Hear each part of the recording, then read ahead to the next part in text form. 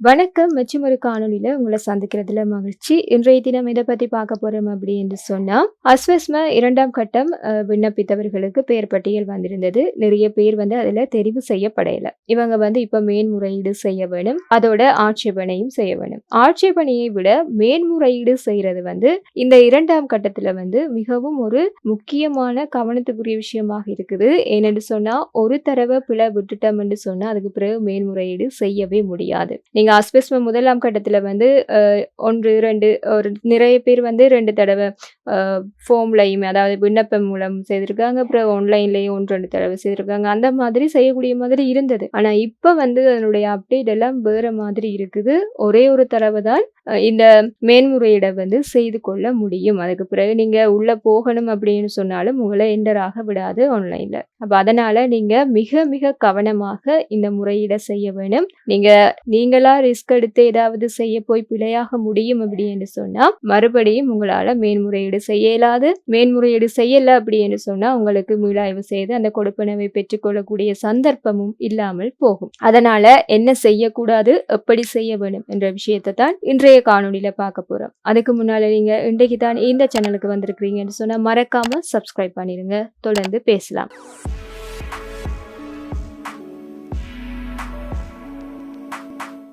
இப்ப அஸ்வஸ்ம 2ஆம் கட்டத்துக்கு விண்ணப்பித்து நிறைய பேர் வந்து தெரிவாகி இருக்கிறீங்க. நிறைய பேர் வந்து தெரிவாக இல்ல. இப்படி இருக்கும்போது இந்த தெரிவாகாதவங்க எப்படி மேன்முறையீடு செய்ய முடியும் அப்படின்னு சொல்லிட்டு நேற்றைய காணொளியில லாஸ்ட்ல வந்து நான் உங்களுக்கு சொல்லியிருந்தேன்னா நிறைய பேர் பார்த்திருப்பீங்க. சில பேர் பார்த்திருக்க மாட்டீங்க.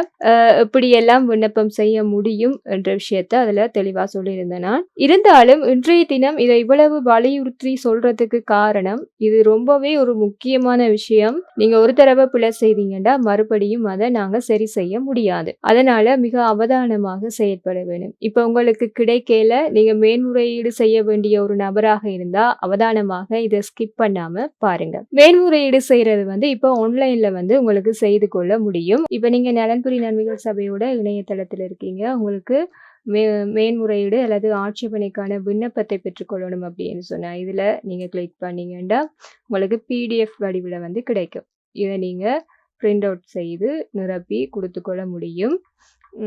அப்படி இல்லாம இப்ப எல்லாருமே வந்து ஆன்லைன்ல தான் வந்து நிரப்பக்கூடிய மாதிரி இருக்கு. ஆன்லைன்ல எல்லாருமே நிரப்பலாம். ஆனா நீங்களா நிரப்பலாமா அப்படின்னு கேட்டா நான் இல்லைன்னு தான் சொல்லுவேன். நீங்க அந்த ரிஸ்க் எடுக்க வேணாம். நீங்க எப்படி இந்த ஆன்லைன்ல உங்களுடைய விண்ணப்பத்தை செய்து கொள்ள முடியும் அப்படின்னு சொன்னா, உங்களுடைய பிரதேச செயலகத்துக்கு போயிட்டு நலன்புரி நன்மைகள் சபை கிளை ஒன்று இருக்கு. அங்க இருக்கக்கூடிய உத்தியோகத்தருடைய உதவியை நாடி நீங்க ஆன்லைன்ல வந்து அப்ளை பண்ணி கொள்ளுங்க. அதுதான் நல்லது. நீங்களா ரிஸ்க் எடுத்தீங்க அப்படின்னு சொன்னா, பிறகு உங்களுக்கு கொடுப்பனவு கிடைக்காமல் போவதற்கான சாத்தியங்களும் வாய்ப்புகளும் அதிகமாக இருக்குது. அப்படி இல்லைன்னு சொன்னா விதாதா நிலையத்துல போயிட்டு நீங்க அங்கேயும் அங்க இருக்கக்கூடிய உத்தியோகத்தர்கள் உதவியை நாடி நீங்க ஆட்சேபனைகளை வந்து மேன்முறையீடுகளையும் ஆட்சேபனைகளையும் செய்து கொள்ள முடியும். ஆட்சேபனைகளை பத்தி கவலை இல்லை. என்னென்னு சொன்னா அது ஒன்றுக்கு மேற்பட்ட ஆட்சேபனைகளை செய்து கொள்ளலாம். ஆனா மேன்முறையீடு என்றது நான் மறுபடியும் சொல்றேன். இந்த முறை ஒரே ஒரு தடவை தான் செய்ய முடியும். அந்த ஒரு தடவை நீங்க செய்துட்டீங்க அப்படின்னு சொன்னா அதுக்கு பிறகு அதை உங்களுக்கு உள்ள போகவே உள்ள எந்தராகவே வந்து அனுமதிக்காது.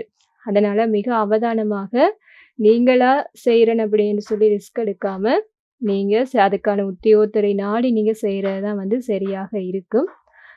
அதை எப்படி செய்யலாம் அப்படின்னு சொன்னா ஆட்சேபனைகள் மற்றும் முறையீடுகள் அப்படின்னு சொல்லி 2025 சொல்லி இதுல இருக்கு. இதை நீங்க கிளிக் பண்ணீங்கன்னு சொன்னா உங்களுக்கு மொழியை இப்ப தமிழ் மொழியை கொடுத்துட்டு மொழியை மாற்றவும் கொடுக்கும்போது இப்ப இந்த பேஜுக்குள்ள வருவீங்க. நீங்கள் அஸ்வஸ்மவில் பதிவு செய்யப்பட்ட குடிமகனா இருக்கு. நான் அஸ்வஸ்மவில் பதிவு செய்யப்பட்ட குடிமகன். நான் பதிவு செய்யப்பட்ட குடிமகன் அல்ல. இப்ப நீங்க இதை கொடுத்துட்டு உள்ள பாத்தீங்கன்னா உங்களுடைய HS நம்பர் கேட்கும். HS நம்பரை கொடுத்தீங்கன்னு சொன்னா நீங்க கொடுத்துருக்கக்கூடிய தொலைபேசி எண்ணுக்கு நீங்க விண்ணப்பிக்கும் போது எந்த இலக்கத்தை கொடுத்தீங்களோ அந்த இலக்கத்தை தான் வந்து நீங்க இப்ப பாவனையில இருக்கா இல்லையான்றதை பார்த்துக்கோங்க. நீங்க பிரதேச செயலகத்துக்கு போகும்போது அந்த தொலைபேசி இலக்கத்தை வந்து கொண்டு போங்க. உங்களோட தொலைபேசியில அந்த சிம்மை போட்டு கொண்டு போங்க. மறந்துட வேணாம். அந்த எண்ணுக்கு தான் OTP வரும். அதை கொடுத்தாதான் அடுத்தடுத்த செயல்முறையை செய்ய முடியும். உங்களுக்கு என்னுடைய கடந்த காணொளியிலேயுமே வந்து அறிவுறுத்தி இருந்தேன் நான். மிக முக்கியமான விஷயமாக வந்து இதை சொல்லியிருந்தேன் நான். நீங்க எந்த தொலைபேசி எண்ணை குடுக்குறீங்களோ, உங்களுடைய பாவனையில இருக்கக்கூடிய தொலைபேசி எண்ணை குடுங்க. நீங்க ஒருவேளை தெரிவு செய்யப்பட்ட அதை தொடர்ந்து அடுத்தடுத்த கட்டங்கள் வந்து உங்களுக்கு அறிவுறுத்தப்படுறதுக்கு உங்களுடைய தொலைபேசி எண்ணைத்தான் வந்து பாவிப்பாங்க.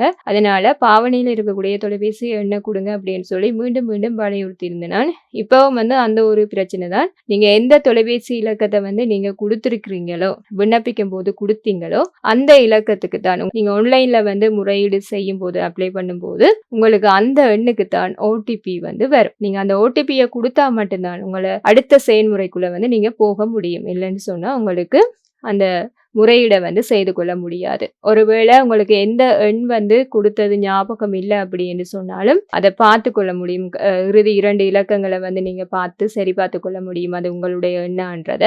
அப்படி இல்லைன்னு சொன்னாலும் உங்களுடைய தொலைபேசி இலக்கத்தை மாற்றக்கூடிய ஒரு ஆப்ஷனும் இருக்கு. ஆனா அதை நீங்க மாற்ற முடியாது. உங்களுடைய பிரதேச செயலகத்தின் ஊடாக தான் அதையுமே வந்து மாற்றிக்கொள்ள முடியும். இப்ப பார்த்திருப்பீங்க இதுல இவ்வளவு விஷயங்கள் இருக்குது. இப்ப 2ஆம் கட்டம் 1ஆம் கட்டம் மாதிரி இல்ல. 2ஆம் கட்டத்துல நிறைய அப்டேட் கொண்டு வந்துட்டாங்க.